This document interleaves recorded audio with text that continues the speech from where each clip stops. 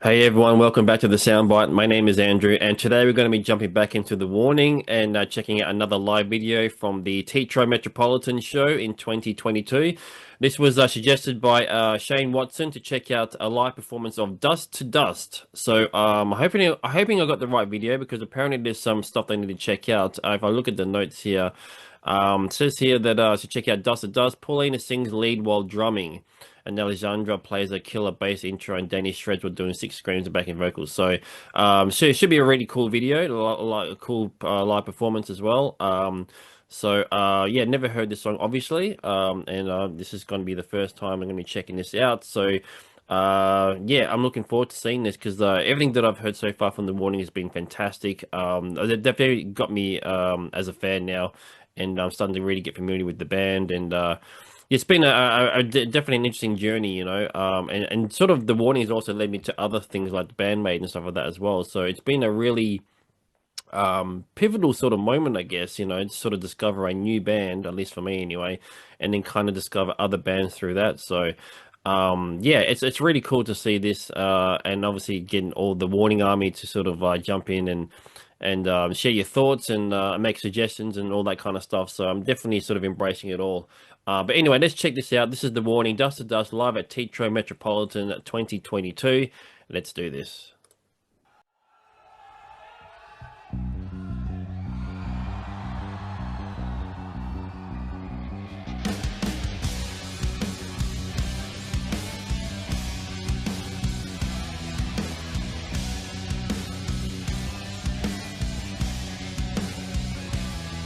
Cool lights.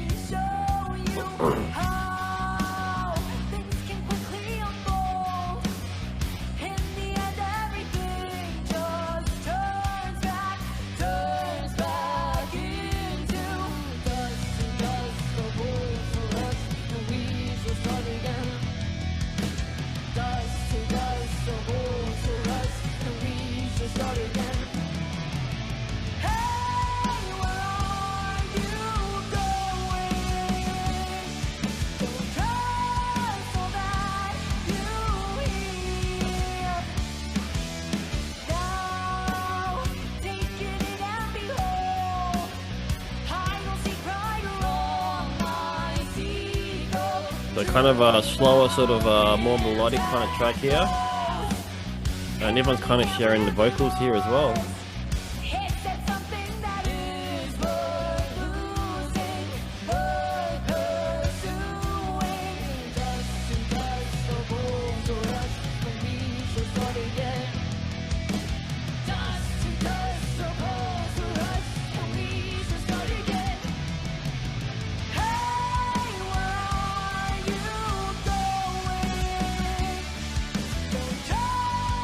Okay, it's only a short track, and we're only almost 2 minutes in, so sort of almost halfway.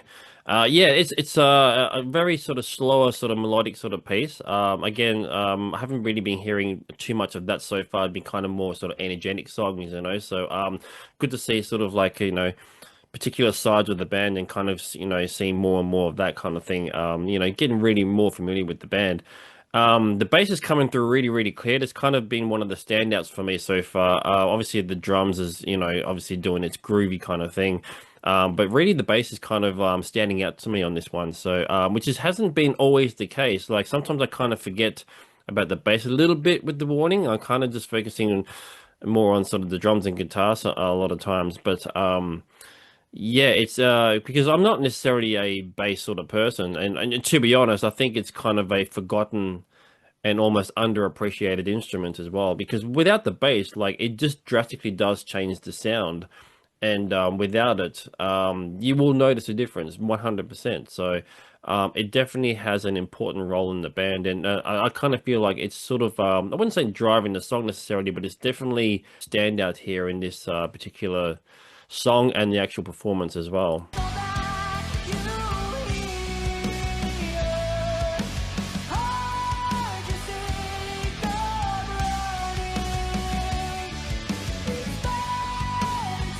It's always impressive when a drummer is singing at the same time. Like, there's so much stuff happening, and then to sing at the same time, like, it's.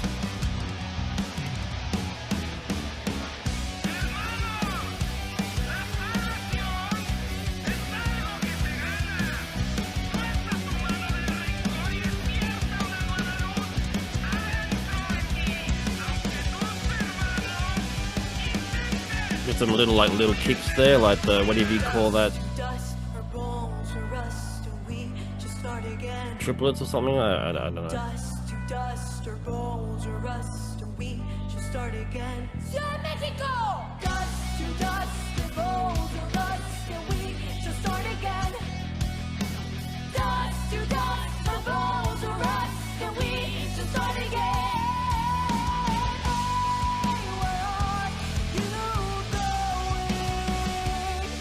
Don't trust all that. Yeah, this is definitely like a very kind of I don't want to say it's soundscapey, but like it's just like you can hear every instrument so clearly. Like it's almost like they're almost doing their own thing because predominantly they're kind of very a collective unit and everything kind of just sounds and gels really well. And I'm not saying it doesn't do that here, of course, but what I'm definitely hearing is like I'm just sort of it almost feels like the instruments are kind of separate. You can kind of hear all each different sort of part doing its own thing, which is kind of interesting. Like I sometimes I like to pick apart a song like that, especially for the first time hearing it, and that's kind of what I'm getting. Like I'm hearing the bass really prominent, then I'm hearing all the different instruments all kind of doing their thing.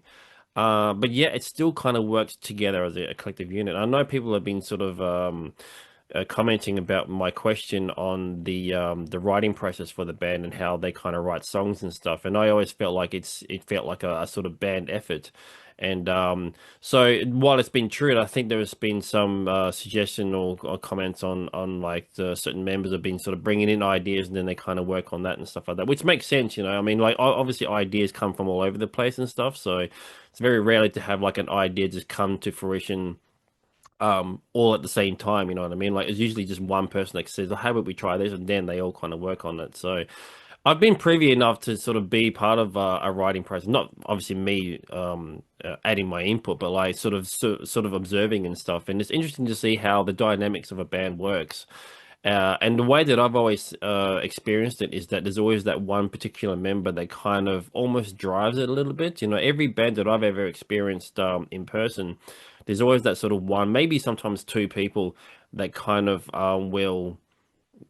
they'll kind of lead the way a little bit, you know. And it's not an intentional kind of thing. It's just organically, that's just how it is. Some people are kind of just that way, and other people kind of like wait for something to happen and then kind of like, you know, throw in their 2 cents, so to speak. So, but yeah, anyway, it's a very, very cool, chilled sort of song, this one. So I'm definitely digging it so far.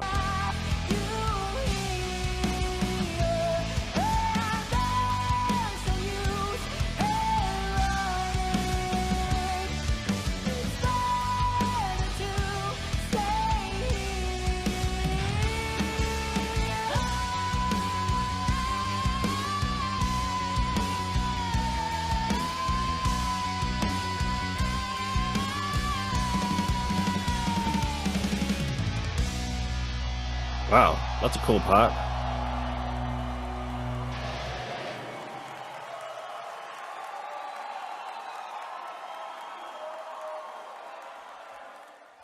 Yeah, no, it's cool. I like that. It's a nice chilled song. I kind of feel like I should be watching the entire show because I kind of feel like that would have sort of make a bit more sense to kind of like do all this stuff and then have this song to kind of like, you know, take a breathing sort of thing, breathing space or whatever, and then kind of go back into some you know, more sort of, you know, energetic stuff or whatever. But yeah, the songs are really cool. And like I said, like every performance, every individual was kind of doing their thing, and it was impressive to see like all what they're all doing. Yeah, it's like I don't know, like the I kind of can't get past the bass part. The bass was definitely sort of drawing me in a bit more on this one, which is interesting because I haven't really, like I said, noticed the bass too much necessarily on a lot of the other tracks. So anyway, that was really cool. The Warning Dust to Dust live at Teatro Metropolitan. Thank you to Shane Watson for making that suggestion for me, and yeah, it's been really cool to kind of go further down the rabbit hole with this band who really has just gotten my attention. And yeah, it's been they've got a new fan, so I'm granted I'm a little late to it, but better late than never, I guess. Anyway, thanks for tuning in as always. Please subscribe if you haven't. Thank you to those who have subscribed, and I'll see you in the next video.